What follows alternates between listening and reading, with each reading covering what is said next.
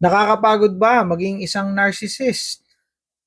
Marahil nagtataka kayo kung ano ba ang nararamdaman o na-experience ng mga narcissist na yan. Kasi basically, iniisip nyo, enjoy yung mga yan, papalit-palit ng asawa, papalit-palit ng jowa, no?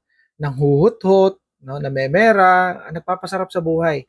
Pero alam nyo ba na ang pagiging narcissist ay nakaka-stress? Sobrang nakakapagod yan. Kung kayo ay napapagod sa inyong narcissistic na asawa, sa inyong narcissistic na jowa or ex, napapagod din sila. Sobrang nakakapagod din sa part nila yan. Ang ipinagkaiba nga lamang ay ikaw ay na-trauma. Merong matinding epekto sa mental health mo yon. So, ibig sabihin, kung ating titimbangin, ay mas malala ang nangyari sa iyo. Pero sila ay nai-stress din. Napapagod din sila. Mahirap din yung ginagawa nila o pinagdadaanan nila. Kung kayo ay stress na sa pakikipagrelasyon sa inyong narcissistic partner, you need to find time to relax. Love yourself. Self-care lagi ang aking pinapaalala sa inyo. Kung nasakit ang ulo nyo, kakaisip, gumamit kayo ng cup na ito. Ito ay gel, ilalagay nyo lang sa ref, 1 to 2 hours sa freezer, and then kunin nyo na at damdamin nyo kung okay sa inyo yung lamig, and then ilagay nyo na sa ulo nyo. Marirelax kayo. Always find time to love yourself. Humanap kayo ng mga pampasarap at pampatanggal ng stress. Kagaya nito. Napakamura lang nito. Hindi kayo maghihirap pag bumili kayo nito. And at the same time, marami pa itong gamit. And then for more information, click nyo lang yung yellow basket na ilalagay ko dyan para malaman nyo kung ano pa yung ibang gamit. This is very useful sa inyong bahay. Pati sa mga anak nyo, you can use this. This is a therapy, no? This is hot and cold therapy. So, pwede din gamitin yan kung ikaw ay nabukulan, etc. etc. Daming gamit. Okay. So, bakit nakaka-stress maging narcissist? Unang-una, ang mga narcissist, lagi yan nagpaplano. So, simula pa lamang ng pakikipagrelasyon niya sa iyo, nagplano na yan. Malalaki, mababae. Kung ako, lalaking narcissist, pagpaplanuhan ko ang lahat-lahat. Manliligaw ako, pagpaplanuhan ko, paano ko siya bibilugin, paano ko siya lulukuhin. Nagpaplanuhan ko yun eh, kung ako ang narcissist. At kung babae naman yung narcissist, no, simula pa lang ng relationship nyo, pagpaplanuhan ka din. Paano ka niya lilinlangin, no? Paano siya magbabalat kayo na isang Maria Clara, isang ideal woman. Paano niya gagawin yun? Iniisip niya yun. Paano siya magiging maganda at maayos sa mata ng iyong pamilya? Iniisip niya yun. Exhausting yun.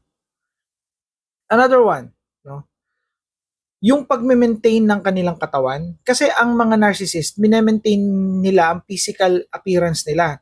Hindi nila pinababayaan ang sarili nila. Sila ay pirming nagpapasexy kung babae. Kaya kung mapapansin nyo, ang mga narcissist, naglipa na yan sa mga gym at saka sa mga clinics. Sila yung mga nagpaparitoke. Kung lalaki naman, sila yung mga athletes. Sila yung mga nag involved lagi sa sports kasi they are very conscious when it comes to their physical appearance. I'm not saying na ang mga atleta ay narcissist. I'm saying that there are narcissists na nagjo-join sa mga sports, no? Dahil sa they want to maintain their looks, yung physical appearance nila, yung figure nila, same as woman. Ganon din yon. So very, maano yan eh, iniisip nila yan, draining yan sa kanila kasi lahat yan, gagawin nila yan lahat para doon sa pagiging narcissist nila. Pagme-makeup, no? Mag-iipon sila para makabili ng mga mamahaling makeup, paparetoke, yung mga damit, no? Pag mga laging updated yung damit nila, palit sila ng palit ng damit, no? So pagka hindi na uso, ayaw na nila. So napaka uh, napaka toxic din nun sa kanilang part. So ginagawa nila yon dahil sila ay narcissist. Nakukuha niyo yung point ko. So mahirap din maging narcissist kasi you should always be on top of everybody or every person that you encounter. Lagi kang iniisip mo na dapat akong pinakamagaling, ako yung pinakamaganda, ako yung pinakapogi, pinakaganto, pinaka. That's the reason why. Kaya ito ay mahirap sa kanilang parte. Dahil lahat ng nangyayari sa kanila ay isang pelikula. performance, pagganap. Ang iniisip nila, ito isang pelikula, isang movie, isang Hollywood movie, parang ganun ang datingan, na siya ang bida. Nakukuha niyo yung point. Kaya ito, ang pagiging bida sa isang pelikula ay nakakapagod. That's the reason why I said this is, draining, nakaka-stress, nakakapagod, no? And yung pag sisinungaling constantly, nakakapagod yun. Ikaw ba naman magsinungaling mayat maya araw-araw, 'di ba? So yung pagpapanggap na ikaw ay walang mali, perfectionist ang datingan mo, pretentious ka, fake na fake ang datingan mo, lagi kang nagbibigay ng fake future, faking the future, magiging maayos ang buhay natin after 1 year, mga ganon. Lagi kang nagfe-fake ng mga pangyayari, no? Pag tinanong ng asawa mo, ano bang ating gagawin dito? Wala naman tayong kinabukasan sa ginagawa natin ito. Kagaya mo, meron kang dalawang babae, no? May kabit ka, no? Hindi pa nga natatapos yung isang kabit, may isa ka pang kabit. Ano na mangyayari sa buhay natin? Huwag kang mag-alala, pupunta tayo sa Canada, doon tayo titira. Meron akong plano. Iiwanan ko na yung dalawa kong kabit, no? So, ang gagawin niya, gagawa siya ng paraan para patunayan na kunwari iniiwan niya yung kabit niya, nagpa-process siya ng papel sa ibang bansa, nag-umi-exam siya.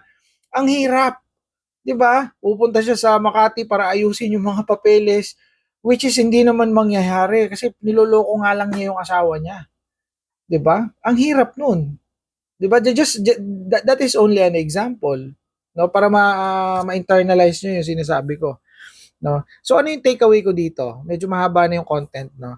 So, pasalamat tayo at hindi tayo ang naging narcissist, no? Dahil ito ay parang isang sumpa o curse. Bye for now.